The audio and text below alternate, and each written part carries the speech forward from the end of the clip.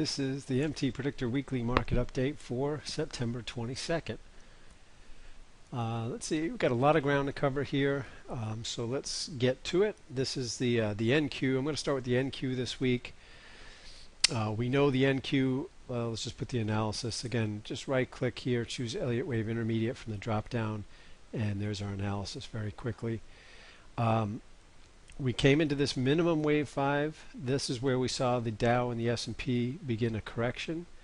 And you see the NQ held up pretty well, and that's why we move stop, recommendation of moving stops to break even on those shorts that we'll look at on the Dow and the S&P, because the NQ was not following suit. It was consolidating. It wasn't selling off. Went to new highs. We're now into the typical wave 5 target for the NQ. We did finish the week with the red sellers candle that told us that sellers were overcoming buyers by the end of the week. Correction for these typically, now this is the weekly chart, we'll be back to the wave 4 DP, this level here. All right, but if we look at the daily chart, I'm just going to go change this to the daily chart for the NQ here. You can see the analysis. We've gone a little wave 3 up here. So let's just project wave 4 down. Go down wave 4 here from the tool set. Click on 2 and once at 3. And here's the daily wave 4 target. So the pullback, we'll have to watch if we do begin to pull back again. Red sellers candle on the daily chart in wave 3 here in the typical wave 3 target. If we do begin to pull back on the daily chart would take us to around 3177 area,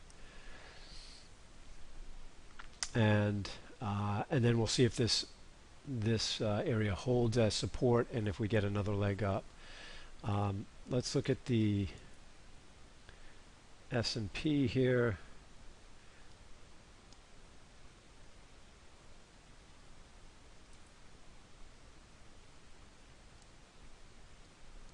And this is the daily chart. I really want to look at the weekly chart on this. So again, here was our, if we put the analysis on where we were, we had come into just the bottom of the minimum wave 5 target, began the correction there. This was the trade setup that the software provided. There was the target. We achieved the 100% initial risk line, so stops were moved to break even there. That stopped. All right, made a new high here, still in the minimum wave 5 resistance area. Here's your typical wave 5, which coincides right with a nice round 1800 in the S&P. All right, again, correction would be back here. This was same target. Whether we come in here or up in here, we'll see how things. We got a new leg in here, so this may end up becoming ABC pattern, this last leg, which is with the trend. If we get up into that 1800 level, certainly it's still in an area where we could correct here, but we've made a new high, so we'll have to wait and see. Didn't close the week with the just on a neutral candle here, and over the last 10 years, with the exception, and it's a big exception, of 2008, the last 10 years during this period through early November has been a pretty strong period for the Dow and the S&P. Let's just look at the Dow here.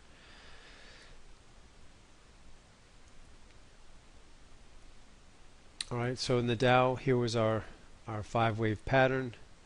The Dow still just shy of the minimum wave 5 target. So again, these still have room to the upside. Again, we did start the correction here once the S&P came into its minimum wave 5 target. We did begin to correct as anticipated. Didn't go as far as the target, again, which was the wave 4 DP. But again, anything initiated there, break even stop, since we did achieve that 100% initial risk line. So a reset here, and if we take a little decision point, I forgot to do this in the ES, but we're going to have kind of overlapping resistance now in the minimum wave 5 target on the Dow.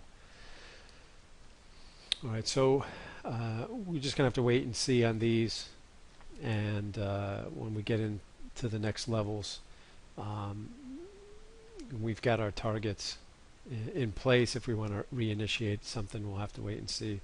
We've got to wait for that Dow to come up into this level here, I think, before any of that happens. Obviously, we had the options expiration week last week, and the market did rally into that. A big Fed meeting, which really I think surprised a lot of people. It surprised me because I was figuring that the Fed would at least taper, the 10 billion, taking it from 85 billion in purchases a month to 75, as just a token to say, okay, we're on the right track. The economy is showing signs, those green shoots, and but they didn't even do that, and that's to me a big concern. To me, that just kind of puts the nail in the coffin. This Fed will be replaced. Larry Summers is withdrawn, and it looks like Janet Yellen is kind of the next in line. She seems to be getting favor, and she is a QE dove, as opposed to Summers, who would have been more of a QE hawk. QE dove meaning she is looking for or would be in the direction of, let's say, more QE rather than less. And she was even quoted as saying she would look for, she would, if she could get it, negative interest rates. In other words, if you put your $100,000 in a bank in January, at the end of the year, you'd take out $95,000 if she had her way. So, that's why the market responded with the big up move spike there on that day when the announcement was made. It's more QE. The problem is, I think now it is QE infinity, and at some point we'll see some type of flash crash in the dollar or interest rate spike, and the Fed will just lose control of everything. And at some point in the future, who knows when, we may see that dollar crash. So, so I guess it was. I was hoping for the Fed taper, just from the standpoint of maybe things are going to get better, but just that sign, no taper, was just a big concern, I would say, for me, in my perspective anyway. Take it for what it's worth. All right, let's look at silver here. Again, we have some that have initiated the short position in gold and silver. I haven't achieved the 100% initial risk line here. Obviously, silver and gold both popped on the more QE or continued QE news. So we'll see how this, if we get to the 100% initial risk line, this one's again one that you can move stops to break even there. And we'll see obviously the target down there around 1760. We'll see what we get this week, and see if we are going to go on to make new highs. And again, if I'm going to squeeze this down a bit.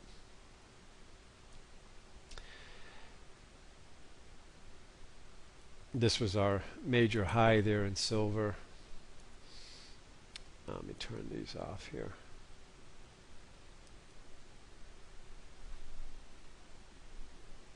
Where's my... right there. Okay. We go back to the last swing into the high, which was our wave 4. That gives us our major decision point.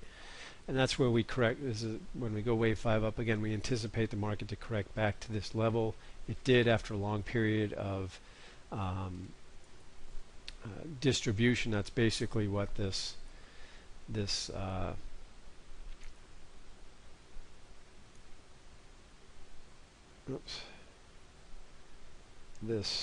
descending triangle was all about here.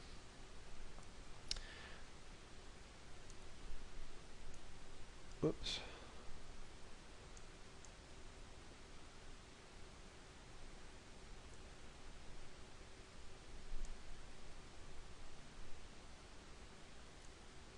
If I can get this on right. But once it broke down the base there, the trend line broke down. We saw the move into the wave 3. The big wave 3 move finished off. We've corrected back into the wave 4, and again, we anticipated that we would get some selling and potentially get down to the wave 5 target there, and then maybe we find the bottom again. This is the weekly chart. If instead, we talked about the possibility if they do come back, it's very typical, and from a technical analysis standpoint, once the level breaks, they retest it. So it's possible we may have already had the retest and we got the sell-off move, and maybe it continues. Or again, if we retest this area, we may get some type of short squeeze that then carries things back. If I can take a decision point off of this level up here into this level here where the DP is on the weekly chart. All right, let's look at gold.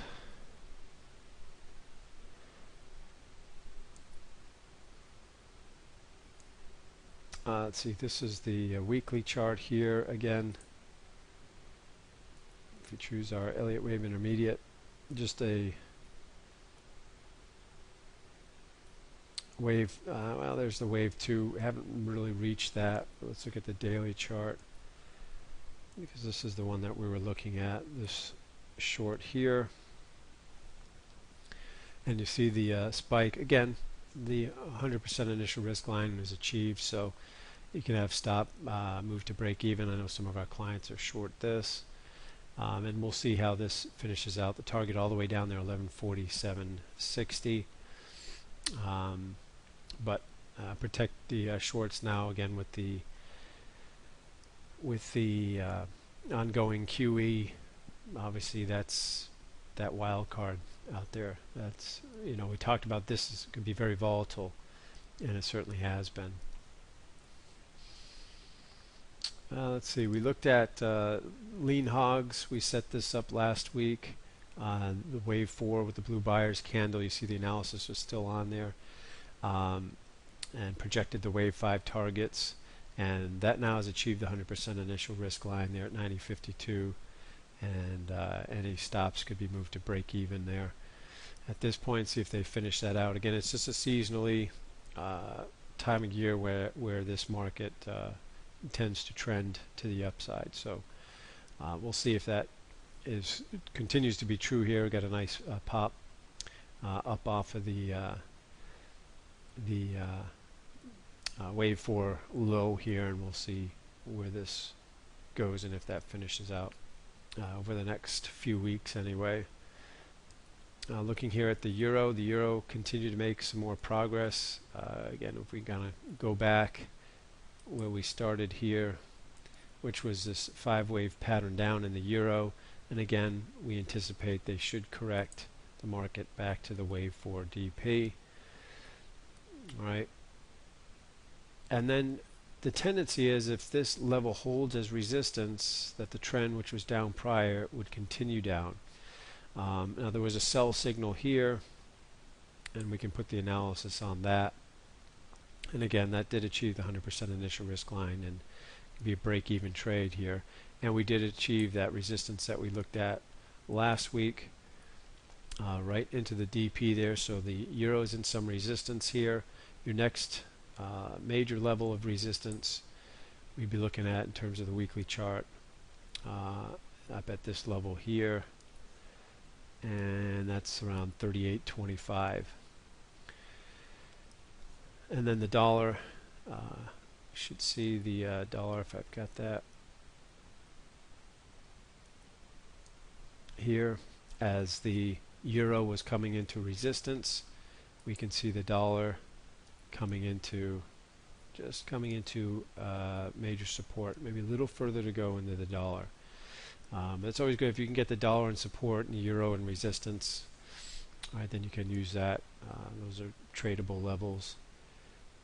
And again, there was our major low in the dollar back here. And this is where we're kind of finding a lot of the resistance in this area, that target area there.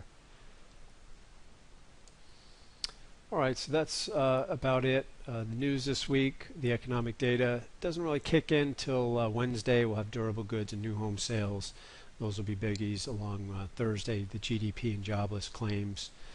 And then a little bit on Friday, personal income and consumer sentiment ends the week there. So we got a lot of the kind of big events, the to taper or not to taper. We've got that answer. We got an options expiration out of the way, and so it's kind of full steam ahead now. Market should have some new direction after that. It again is a favorable time typically for the Dow in terms of trending upwards, but we have seen, as we did in 2008, that was a complete reversal of that trend out of the last 10 years. That was, I think, the one where the market was in the red heading into November. Keep your eye on gold and silver. Again, some of those shorts, you may still be short that, depending on what trade you've got set up there. You can move stops to break even. It's hard to tell what we're going to get. Again, it's going to be probably a fairly volatile ride with the news from the Fed. Kind of changes the landscape a bit. So it's possible we'll get that last leg down into wave 5 in those markets. The other possibility is that the bottom is already in. So just protect the shorts there, and then we'll see how those play out. So at this point, a bit of a wait and see, I guess, in some of these markets, and then we'll see how we fare in the last quarter. If we can get through October or not, that's another question. So we'll see as things shape up. Have a good rest of your trading week, and we'll see you back